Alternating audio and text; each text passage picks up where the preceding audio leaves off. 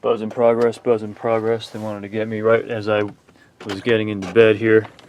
Believe it or not, they can time it right when they want to for something like that. And here he's gonna come up over the mountain here. I can see him in the distance. There he goes. See, he's definitely gonna come over here. Yep, he's coming hot too. He's doing the sound projection, or however they do it. See, there he goes. He's behind those trees there. Looks like he's shining a light. Yeah, he's coming over here. Believe you me, he's gonna buzz me over here. Here he comes behind the tree here. Oh yeah, see.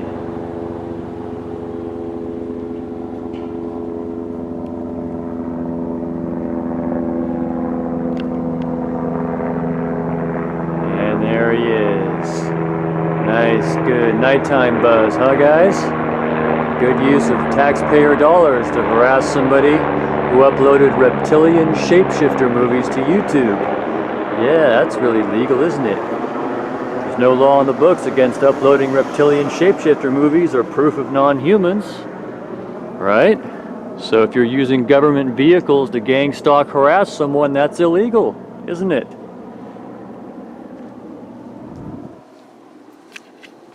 I'm not familiar enough with... But you do know that reptilians and Draco, you know, the blood sacrifices, the whole Luciferian thing, the kids being killed and eaten, I mean, that humans have been eaten and taken off planet, etc., and used for slaves in other colonies, etc.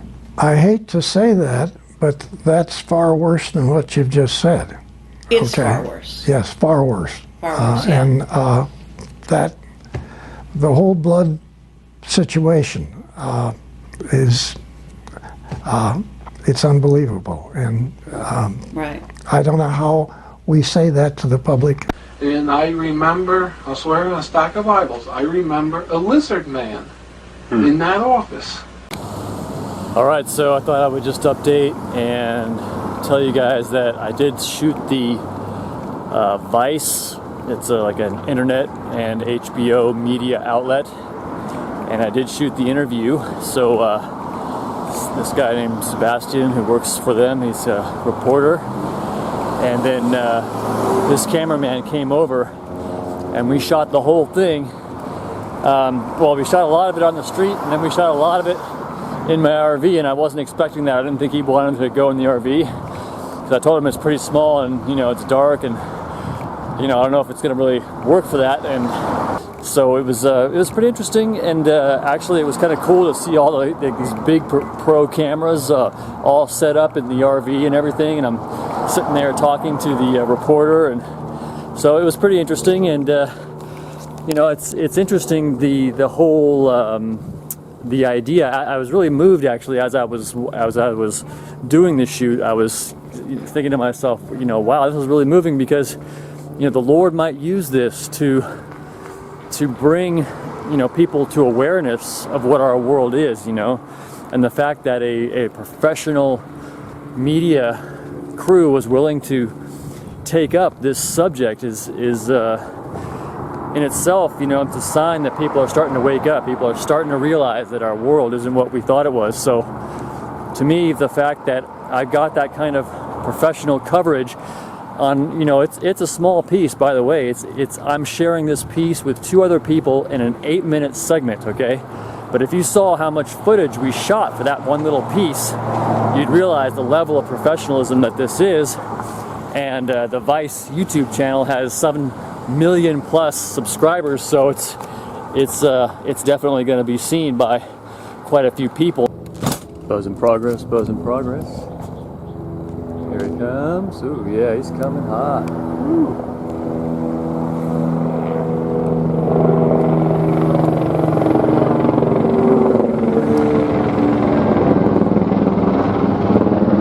April 1st, 1 p.m., 2017.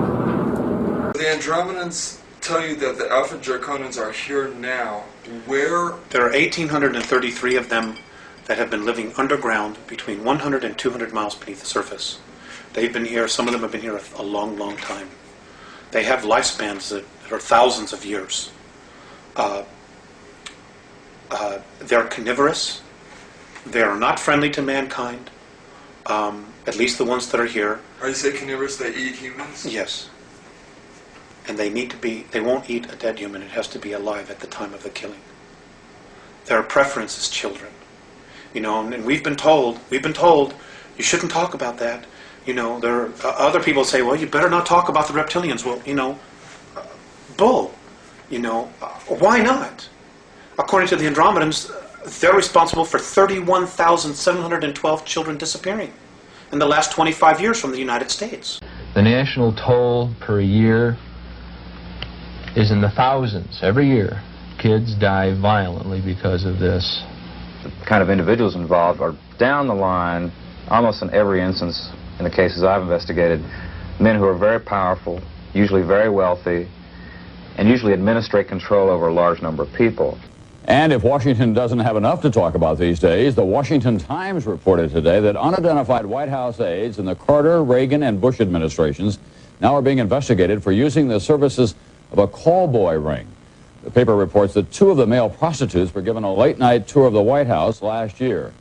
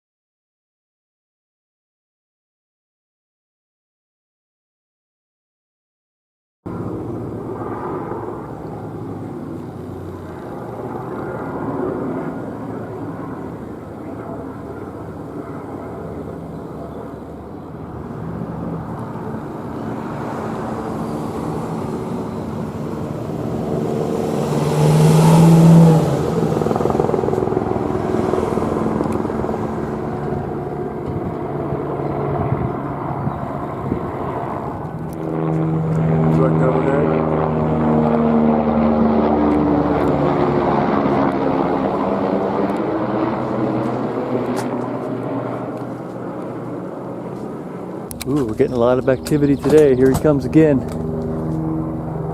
120. Direct overhead.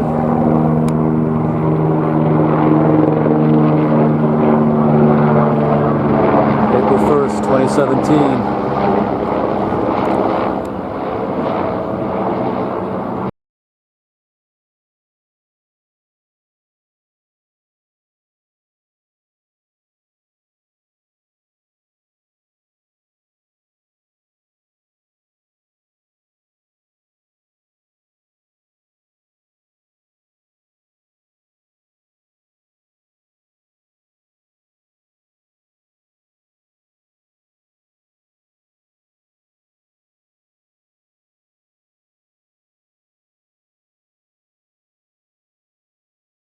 And usually administrate control over a large number of people. 16-year-old boy came to us telling how he'd started as a prostitute at age 12 and now is employed by a large Houston corporation.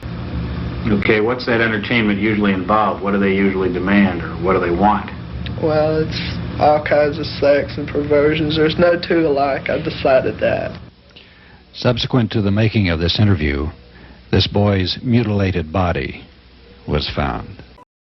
The reptilians arrived here and again began to take over, instilled themselves in different places underground in the earth, and also this one part of them, the ruling part, took over and became involved in the politics and in the religion, and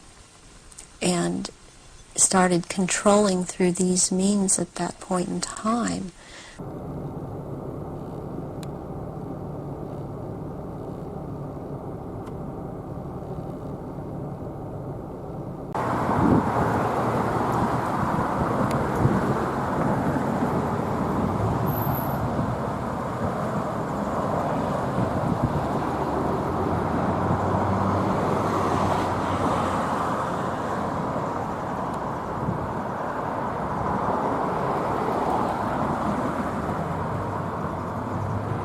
Here we are in Isaiah 63:6, and it says, "And I will tread down the people in mine anger, and make them drunk in my fury, and I will bring down their strength to the earth." This is interesting because that could be what the secret space program is. Their battleships and so forth out in space, and or also their coalition with the extraterrestrials, Satan's coalition. And so when the vengeance of the Lord comes, when the Lord Jesus comes, and his angel, which I think is the fury. You see, my own arm brought salvation unto me, and my fury. I think that means the angel, that is Jerusalem. And I will tread down the people in mine anger, and make them drunk in my fury. I don't know what that means, but the point is that the strength to the earth could mean the forces, the strength, battleships and so forth, are out in space. That's why it says, I will bring down their strength to the earth. Okay, and here's another example of Zion. Here we are in Isaiah 62:1. "For Zion's sake will I not hold my peace, and for Jerusalem's sake I will not rest." So the question is, why would God use these two names? Okay, because when we see elsewhere, it seems as though Zion is the city, and yet here it is being listed as something separate from Jerusalem. So one thing God is telling us is that Zion is a separate item from Jerusalem.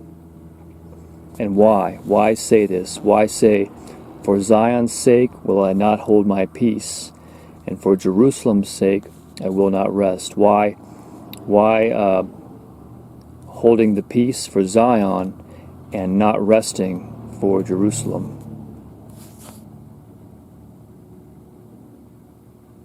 And again, here's the two things that may be related to the male and the female, the Alpha and the Omega, Jesus. "Until the righteousness thereof go forth as brightness, and the salvation thereof as a lamp that burneth." And this matches Proverbs 6:23. "For the commandment is a lamp, and the law is a light." So there were those two things in Isaiah 62:1. "For the commandment is a lamp, and the law is a light." Why tell us that? The law is a result of the lamp. The lamp is the source of the law. So the commandment is a lamp. And I keep seeing this pattern. What I keep seeing is a return to the male-female aspect of this. It's like this thing here. These two things, and if the male always comes first, because Adam was created first, and that's always not always, but usually the order is the male first and the female. So Zion, Jerusalem might somehow be male-female, even though Zion is called she in other places of the scriptures. So I can see where someone will say, well, that doesn't make sense. But the whole thing doesn't make the usual sense, because there's different seemingly conflicting meanings. Whenever you think that there's a conflict in God's Word, what you need to understand is that it's just that we don't understand it. There are things that have different components for which it seems like it's a conflict, but it is not. Those two things, Zion and Jerusalem, might be related to the righteousness that is the brightness and the salvation that is the lamp. So in this case, the righteousness, the order might be reversed. The righteousness is Jerusalem, and by the way, I've made that connection before. Righteousness, Jerusalem, and salvation, the lamp. That would be the Lord. Salvation would be the cross, Jesus Christ. Noticed that before I came out, this guy had been sitting there beeping for like 15 minutes or something, maybe even longer. Beep, beep, beep.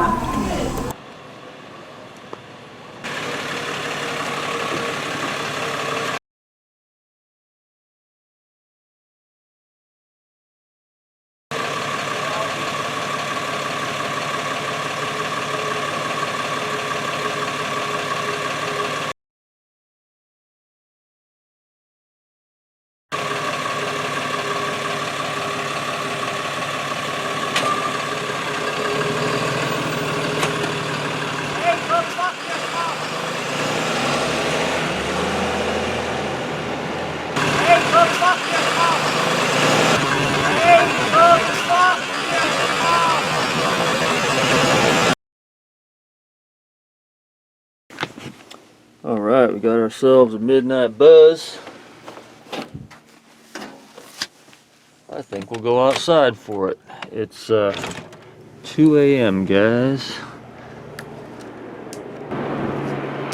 There he goes.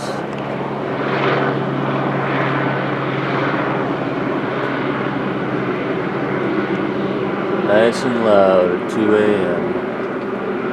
No taxpayer dollars.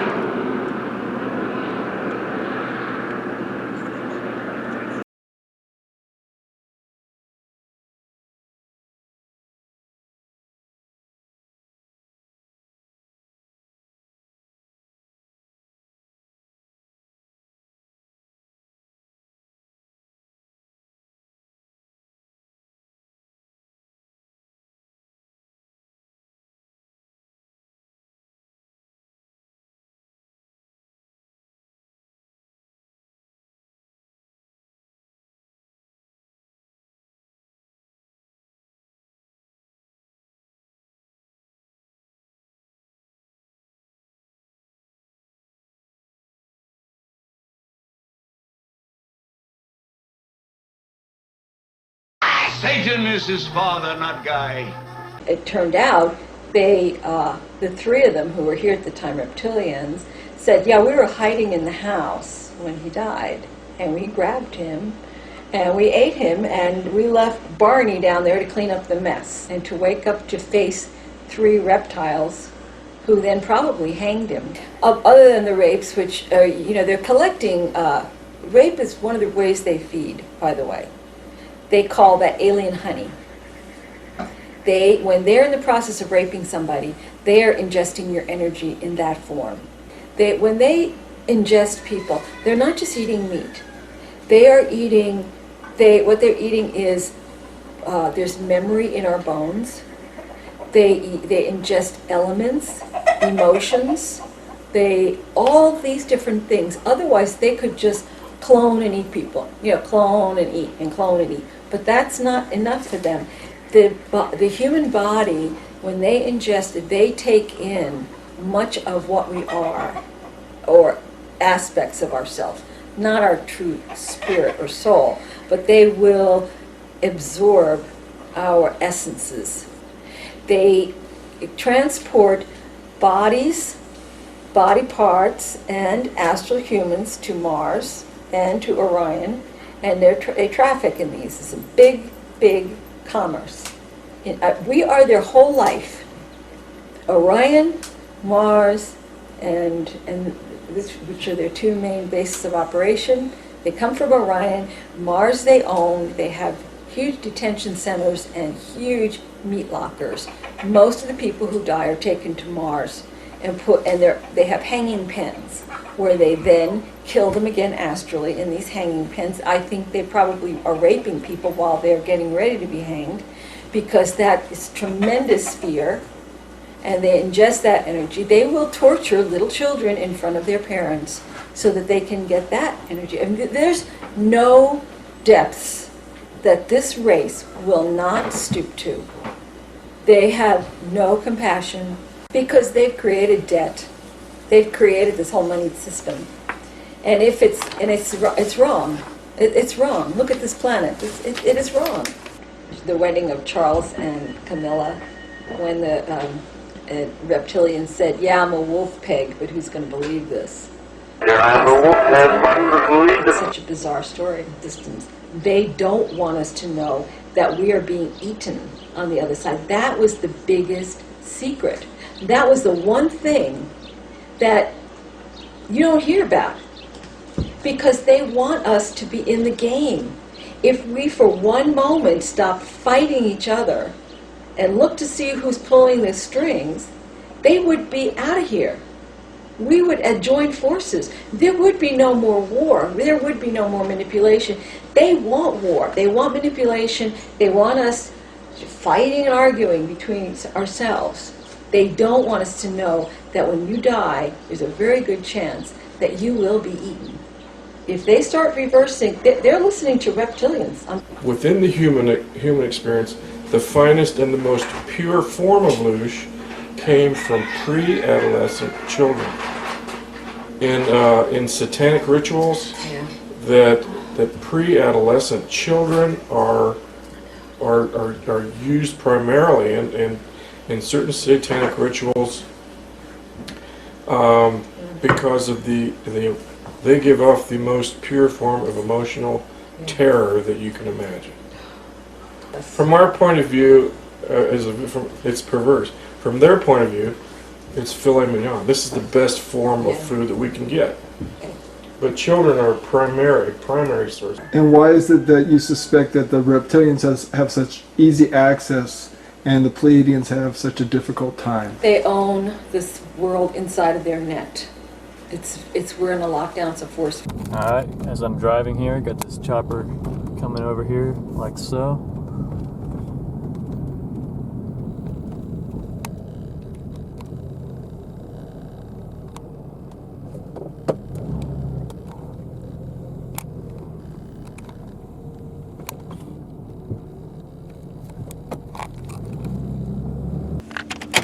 Buzz in progress, buzz in progress.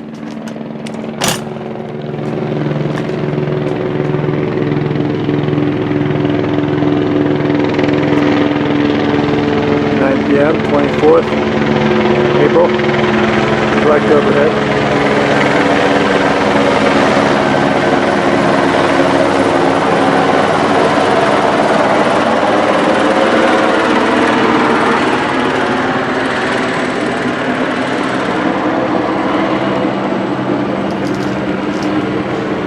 Buzz in progress, buzz in progress.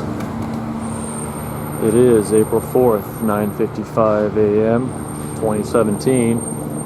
Get the approach noise designed to let you know that it's on the way. Here it comes. Notice how slowly he's driving by, like he's inspecting the area maybe.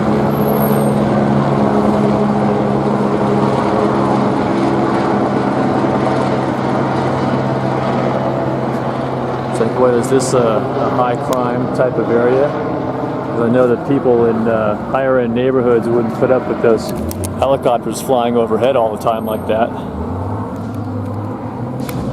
In the police station, when he was being held down and the sergeant came over, he said the sergeant shapeshifted in front of him, turned into a reptile, and then came back to human, and then shapeshifted again and returned.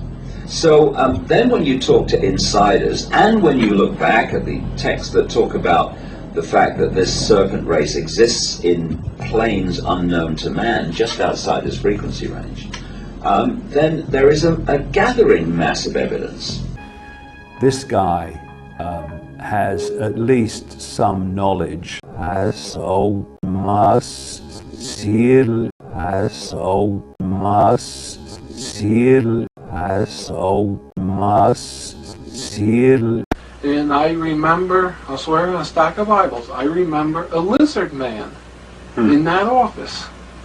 It was His Highness Draco something, I can't remember the other name. Had sort of like scaly skin, humanoid. He walked erect like we do. He had 2 arms, 2 legs. He had a tail, but it really didn't show most of the time. He had somewhat of a humanoid face, strange eyes, a big mouth, and, you know, looked like what you would expect if you're going to put together a lizard man.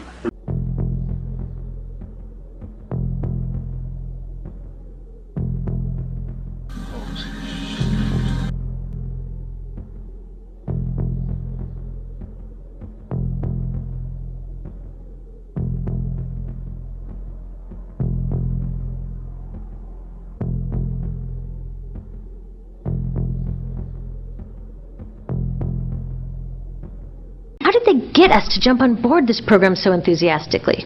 Well, 2 of their most effective strategies are planned obsolescence and perceived obsolescence.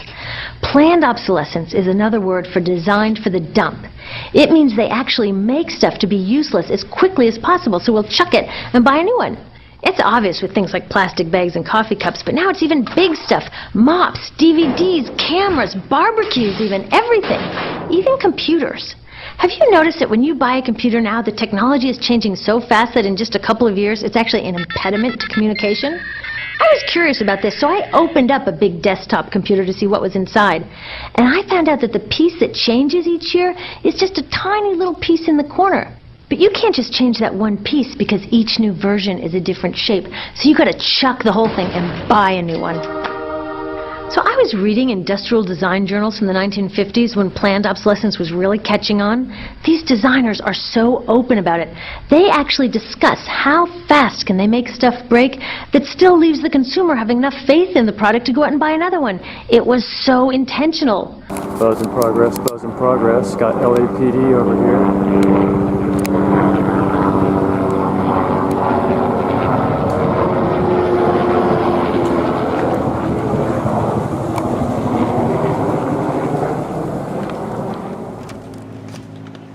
So they've got this guy, and it's probably not even a real airplane, but what they've got is this plane up here. You see, here's the hologram, and what they're doing is projecting the sound so that it's like this.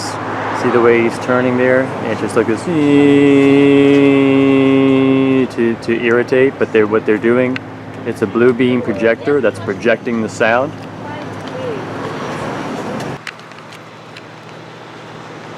See, he made a full right-hand turn right there, and he's probably just going to keep circling around. You see that?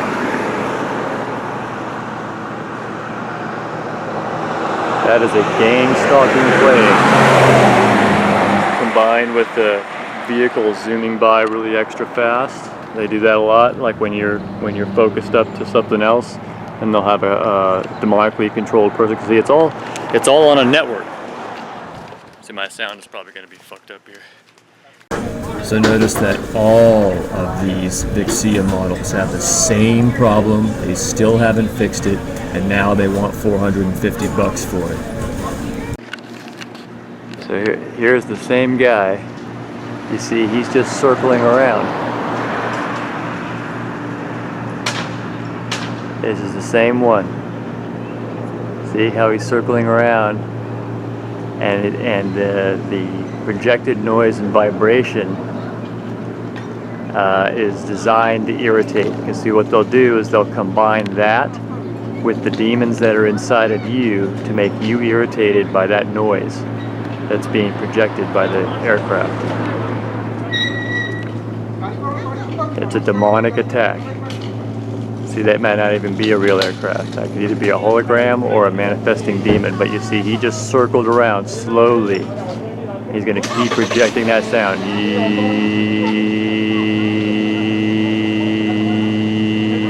Combined with the demons in you, making you aware of the irritating noise, which they probably have designed. It's probably a designer noise for maximum irritation according to your specific psychological profile. It's all very well planned out, you see. You see, the person who hasn't experienced this firsthand, it just looks like paranoia pointing your camera at any particular vehicles that go by. Notice how he revved it up as he went by. Did you see that? You see, that's what you put up with, a continuous demonic attack. The demons that are living inside these people have them gun it at the end of the street. Now, I'm sure that audio got biffed.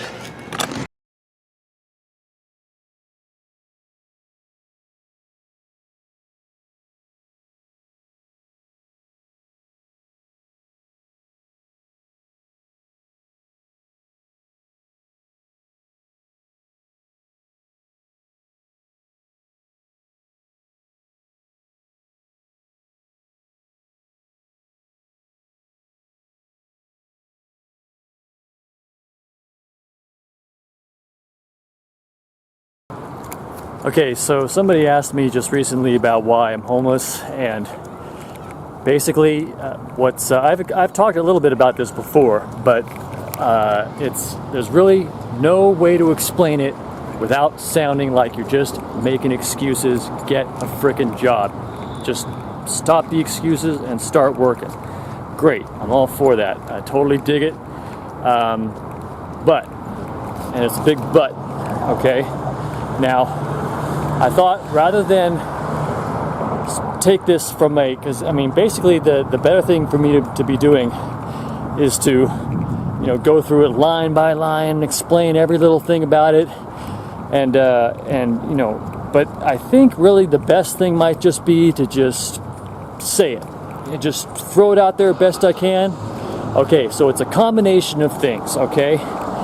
But I think the overall reason is that the Lord has a different purpose for me, which if I wasn't in the rock and a hard place that I am financially, I wouldn't be in a position that the Lord might use me. In other words, I wouldn't have started this channel and wouldn't have started doing what I'm doing if I hadn't been in this situation, because I'd be working for somebody and I wouldn't want to blow it, or I'd say, I'm busy doing something else. I wouldn't have even discovered any of this, much less probably made a channel and keep uploading stuff about it. So if you ask me, the purpose is with the Lord. I mean, that would be my guess, because what all happens is what the Lord ordains, not necessarily what we think is going to happen or what we might have should have done, or by chance. No, what actually happens, because Jesus says is not all going according to the plan of my Father. I mean, that God tells the beginning till the end, right? So the short answer really is that I don't know, but I'll just tell you what some of the things that happen. Basically, most of the regular jobs that I would get, just didn't like them. I couldn't stand it for very long. Just as an example, I just recently tried working at Target, which job I had tried to get for a long time. Finally got it. I worked for 2 hours and I couldn't stand it, and I don't know why I couldn't stand it. There was just this terrible, terrible feeling. That was rare. Usually it's something else, I just can't stand the people or something about it or whatever. But this case, I couldn't put my finger on exactly what was bothering me about it. But it was really bothering me. I almost walked out in the middle of the day. I decided to go ahead and finish up the day, but it was a strain. There was just something about it. Maybe it was the sense in my heart, this would be my fate if I gave in to doing something like this, and that's what I would have to be doing all my day. And what I can tell you is I needed that job. I needed the money. I don't have any money here, okay? I freaking don't have any money. My dad's 82, my mom's gone, and I don't have any friends or family or anything else. And so I freaking need a job. I need the money. I mean, I'm barely scraping by here, guys. You can't believe how skinny I'm scraping by here. Okay, so some of the things that I ran into as well, things that might be more of interest to people who also might be targeted individuals, TIs. I did encounter in almost every single place people would gather against me. It wouldn't matter whether it was a living situation or any place where I had continuous contact with people. And you know, that can always be attributed to a personality flaw. Okay, there's plenty of people I think that say that same thing, like it's some mysterious force against me, but really it's because you're a hole, and you say things that you shouldn't say, and you do things you shouldn't do, and then people get pissed, and it's your fault. Okay, I understand that. What I can say is that, in my opinion, for the most part, that hasn't been my problem. You know, because I'm always you know, a respectful kind of person, and I don't feel like, you know, I have to talk crap to anybody or screw them over or do anything. In fact, I know that the best way to be is cool and be friends with people. I think you can get that from my channel. I don't, you know, run around. I mean, it may seem like, you know, because all I'm doing, what you see at this channel is I'm like filming these helicopters, and there's like this big embroilment with police or something like that, but that's not really what I think is the, you know, I would try to keep the peace as best I can. Like I said, I don't think it's a good idea to get into an argument or something like that with police on a face-to-face basis. But like I said, I mean, the reason I'm doing this is to catalog the fact that they are gang stalking me for uploading Reptilian shapeshifter movies to YouTube starting in early 2013. And, you know, the world's got to know. I mean, you know, I mean, what am I going to do? Just, you know, some people, they just shut up and go away. And they're still a targeted individual. They still get followed. They still get buzzed, you know, and they don't do anything to fight back. And I figure you gotta let the world know. That's why I'm doing what I'm doing. But I think if I were just to give a overall picture, I think the demons can identify what kind of person you are way from the beginning. They knew exactly who I was and what I would be doing. They have a way of knowing. And they were screwing with me in every place with the people that were there to hate and screw me over for nothing that I ever did. That would be my answer about it, okay? And again, there's no proof, right? What am I going to do? What am I going to say? Nothing. Nothing that I can do to convince anybody who doesn't want to take my word for it, including everybody in my family, okay? Maybe my sister Liz, who's a Christian, might possibly believe some of this, but everybody else, forget it. I'm just a bum who likes to smoke pot and go to the beach, okay? And that used to be the case. I mean, I did like to smoke pot and go to the beach, but, you know, when you don't have a job or anything else you're doing, it's, what the hell, you know? But anyway, I don't do that anymore, just so you know. So it's that, and then you say, okay, well, why don't you start a business, okay? Now, I did try, I started to get into the business ideas, fairy business ideas, and what happened to me every single time was that something told me in my soul, it was like God or something in me, you know, said, you best not do this, as a matter of going to hell or not, okay? It's almost like I knew, see, like there's a lot of stuff that I would be doing if I didn't have a sense that these things were condemnations to the soul. So I, you know, and all kinds of stuff. I mean, there's no explanation. I've said this before.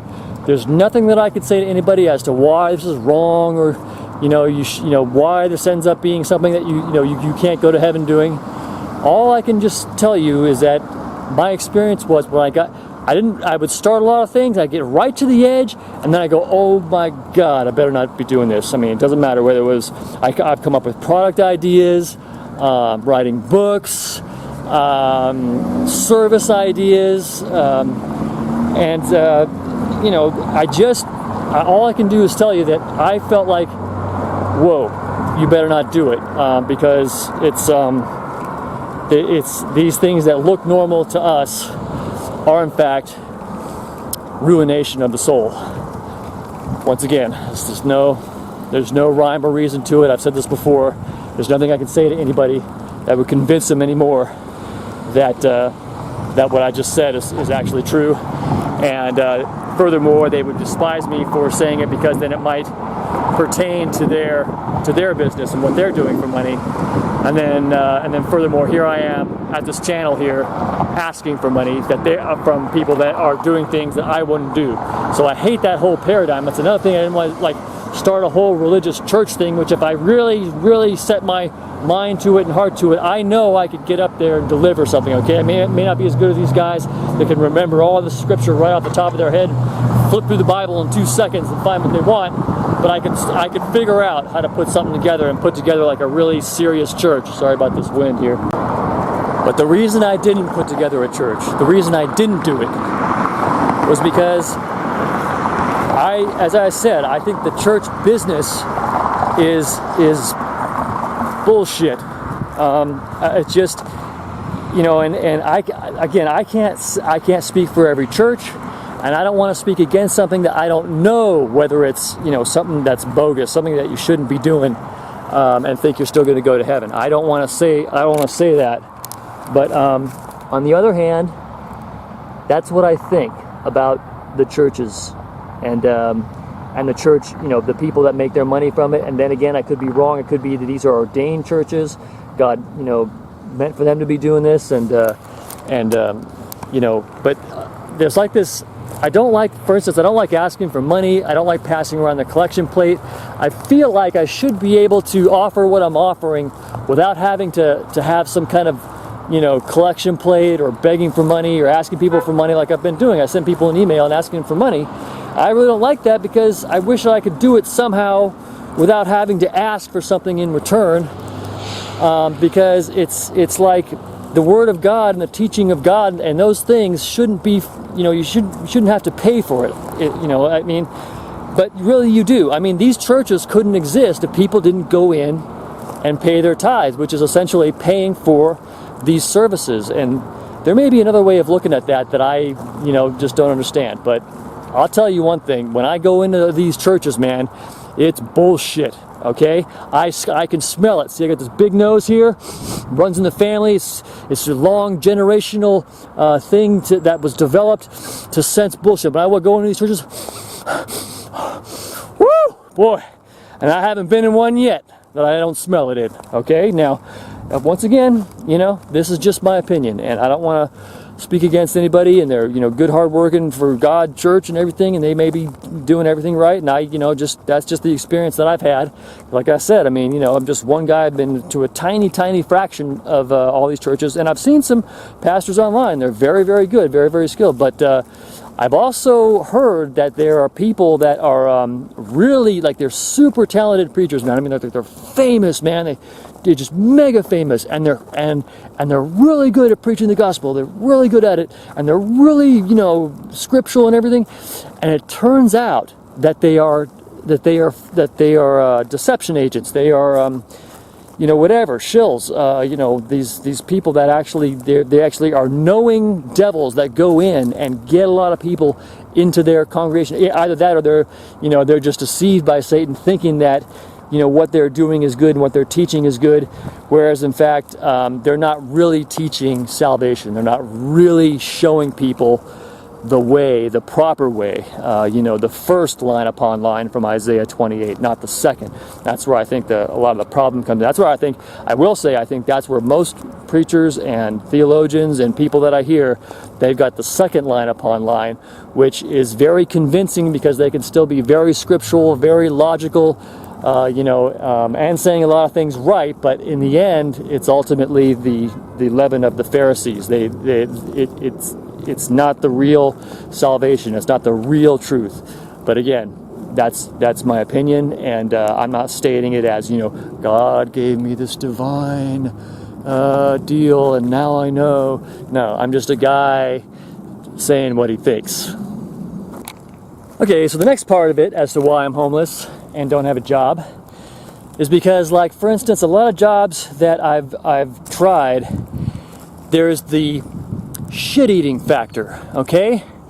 I refuse to be a fool, all right? Now, I've been a fool plenty of times and for plenty of jobs, and one of the main jobs I used to have was working as a handyman or construction, okay? Either working for apartments or working for homeowners, okay? And I can tell you one thing that I finally realized is that no matter what, somebody has to give you shit, okay? And I mean verbal shit now. I mean even my own mom when I worked for her. It's like somehow, it's like this world is the way it's set up. It's like, you know, you've heard that expression, shit runs downhill. It really is true. It's like somehow you just, as an underling, as an employee, somehow there was a writing on the bathroom that I saw. It says life is like a shit sandwich. The more bread you have, the less shit you have to eat. Well, it's true. So just to give you an idea of where I might be an ass here, I'll tell you what my brother said to me when you know, I asked him. I said, "Why do you think I don't have a job or I'm homeless?" He says, "Because you don't like people telling you what to do." Yeah. That's right. That is right. Sounds bad, and maybe it is bad. But goddamn, after a while, I wonder if it's, you know, that we're made personalities here, okay? We're made to be a certain rank. And I am not a shit shoveler, no matter how hard I try, even though my dad said, look, if the only job you can get is shoveling shit against the tide, be the best shit shoveler you can be. And the other thing I'll say is, while I'm at that, is I believe in working, okay? And I'm no frickin', you know, mega genius or some, you know, important mind that people need to have, and so they can, you know, develop the next nuclear furnace or something, or next rocket, you know, like my dad, the rocket scientist, you know. I'm not like that at all. I'm not that necessary. I'm not that, you know, talented.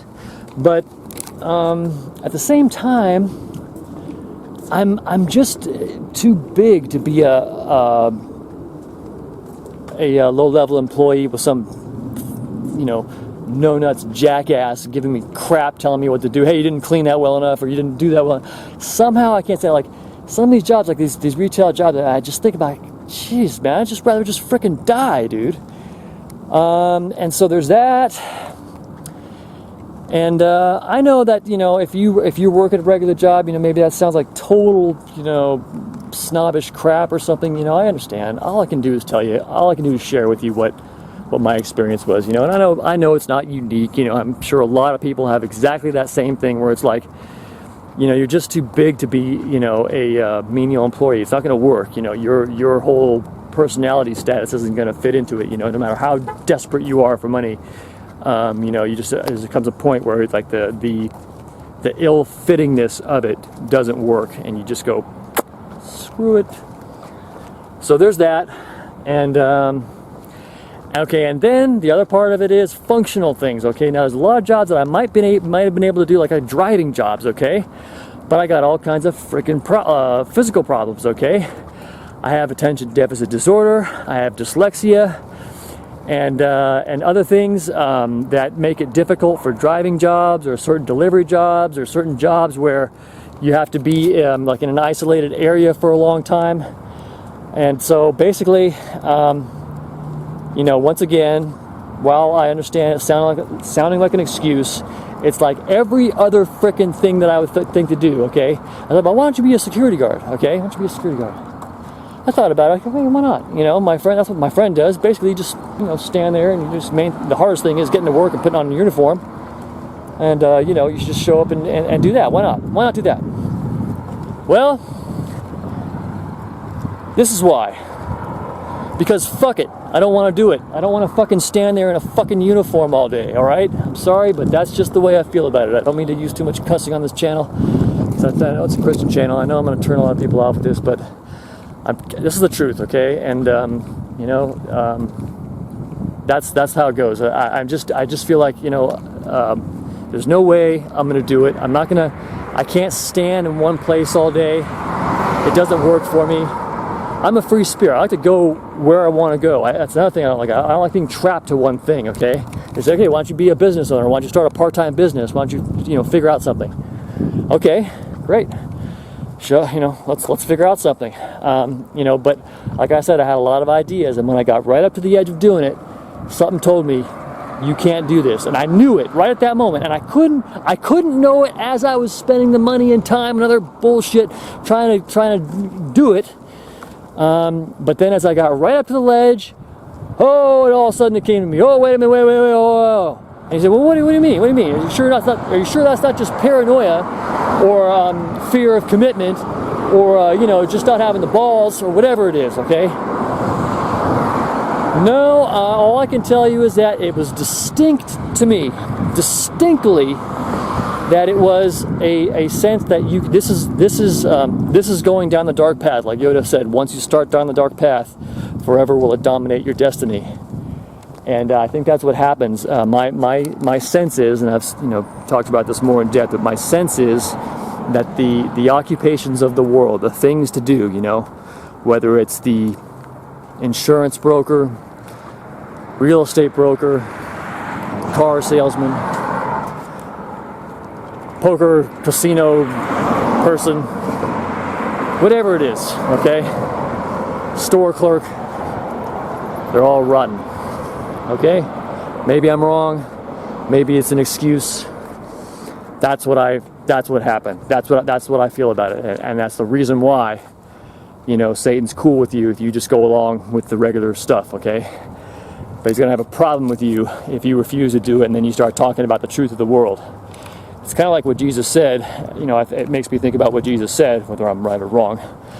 And he said that the world hates me because I expose the darkness of it. And so, because when he talked about the truth about what people are doing in the world, then the world hated him. But the fact may be that the reward depends on you not doing those things of darkness, and at the same time you also once you have been given the knowledge and you're in a situation like I'm in, maybe if I'm not just some irresponsible person, then you also expose those works and you try to talk about it. And like I said, I have a problem with the current church system. It's like how can you get enough of Satan's money to buy a physical church and maintain it if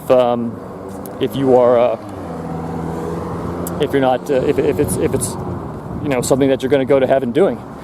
And how come many are called but few are chosen? That's the important scripture to keep in mind. Most people don't keep that in mind. You have to be something different than the ordinary people out there. Because for instance, here in America, we got like 70% Christians, right? And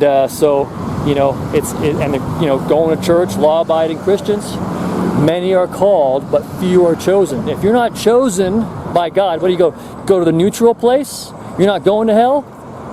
Many are called to be Christians. That's what that means. Don't fool yourself. Not called to anything else. It says many are called. That means to be Christian. Few are chosen. So if I'm right, okay, if I'm not mistaken, if I haven't, just completely misunderstood this whole thing,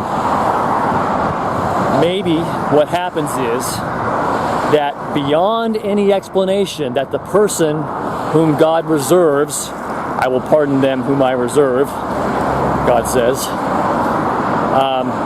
What happens is, minus the conscious knowledge of exactly what it is, they become separated from the world, unable to do the things that everybody else is doing, okay?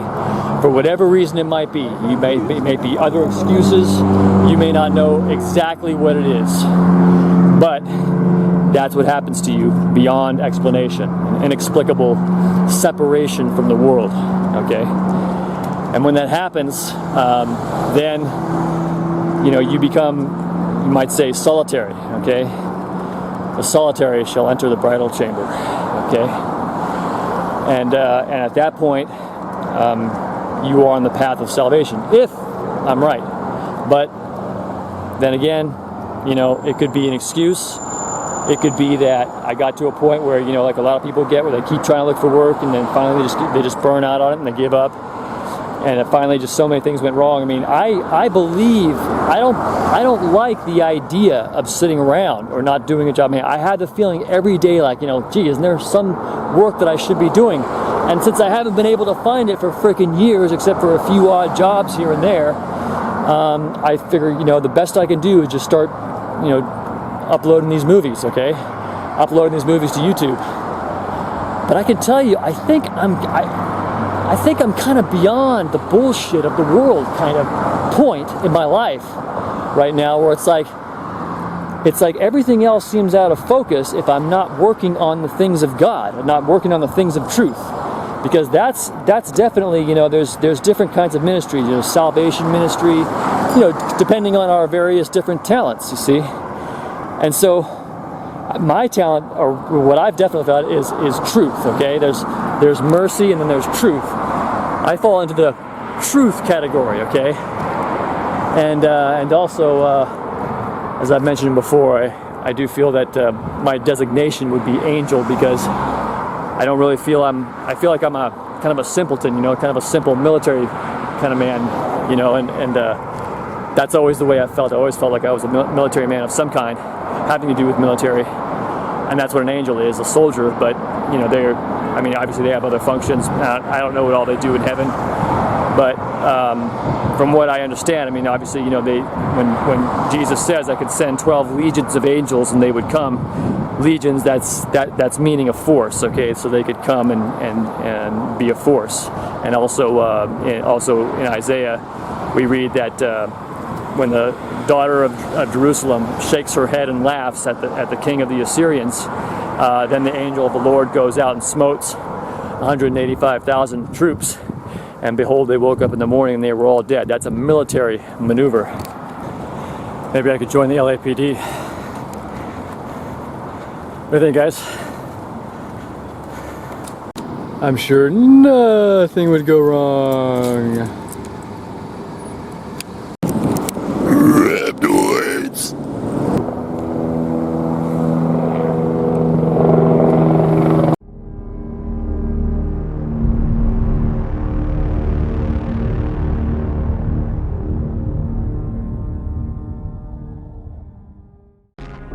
Corazon goes on to state, I have prevailed against the kingdom of the Father, and befouled his beard. I have prevailed against the kingdom of the Son, and torn off his phallus. But against the kingdom of the Holy Ghost shall I strive, and not prevail.